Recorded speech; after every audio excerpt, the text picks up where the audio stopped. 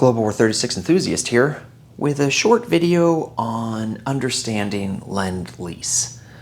Had a good conversation with Spitfire, who brought up some interesting questions about how Lend-lease works, and I wanted to kind of review with folks, particularly about interdiction and blockades with Lend-lease and kind of the diplomatic implications.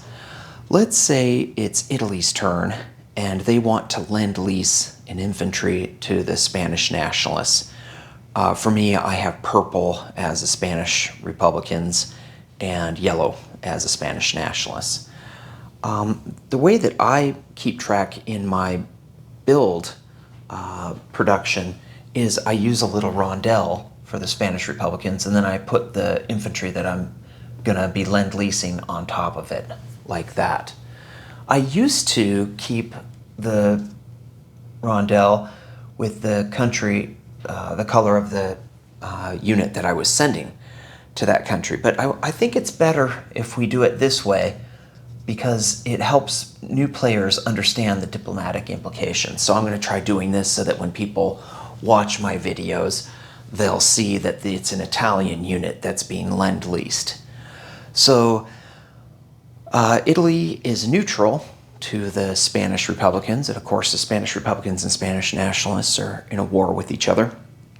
So when it comes to the place units phase, which is when Lend-lease is delivered, then we have to declare the factory where the Lend-leased unit is being built.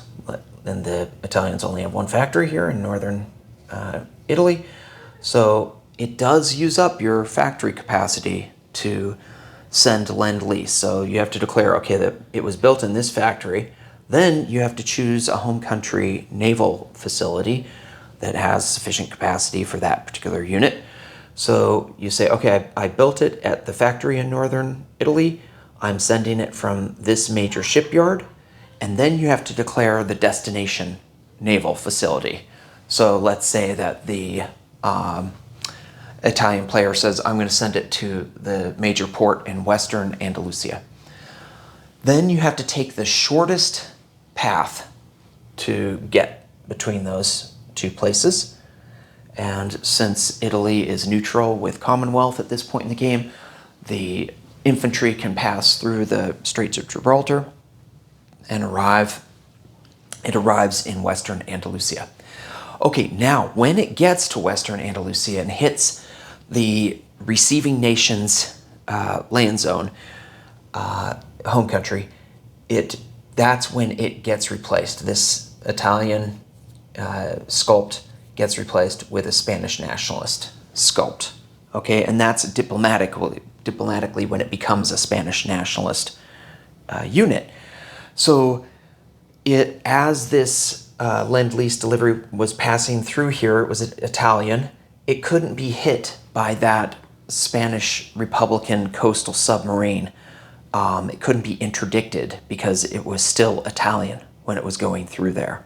Okay, so basically you're not going to be able, with the Spanish Republicans, to interdict with your submarine because that's occurring in the sea zone. But let's say that this submarine were actually a surface warship, so that now the Spanish Republicans had 3 surface warships, and let's move them over to sea zone A44. Although those 3 ships cannot stop, they can't blockade the supply path from northern Italy to western Andalusia, they can block the major port because the Spanish Republicans are at war with the Spanish nationalists, so they can blockade this port. Because if you remember, with 3 surface warships, you can blockade the supply path through that sea zone, but you can also blockade all adjacent naval facilities. In version 3, you had to set aside 3 units and say, okay, these guys are committed to performing this blockade. It's really nice that in version 4 and 4.1, it's just the presence of those 3 enemy surface warships that creates the blockade.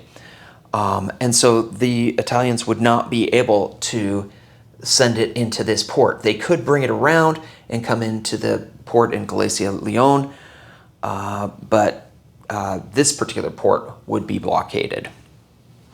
I hope that's helpful. If you have any questions about Lend-lease, leave me a comment below.